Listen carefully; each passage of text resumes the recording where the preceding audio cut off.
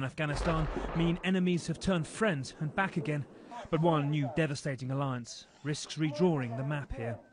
The Russians once fought the Taliban here, then called Mujahideen.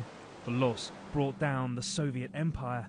But now, Moscow may actually be arming their old enemies, the Taliban, according to American and Afghan officials, bolstered by exclusive images obtained by CNN. This is a breakaway Taliban group in the West with what they say are Russian government-supplied weapons they've seized from a mainstream Taliban group they defeated.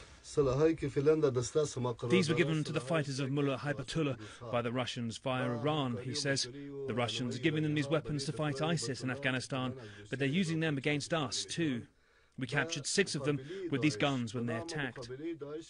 And these weapons too, the Taliban fighter in the mask claims, were supplied free via neighbouring Tajikistan by the Russians. These pistols have been brought to us recently, he says. They're made in Russia and are very good stuff. Small arms experts told us there's nothing here tying the guns to the Russian state. They aren't new or rare, various markings missing or scratched off. Even this Chinese-made scope is readily available online.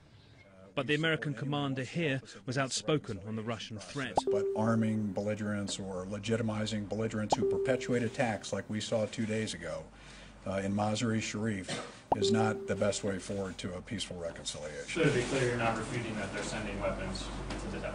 Oh no, I'm not refuting that.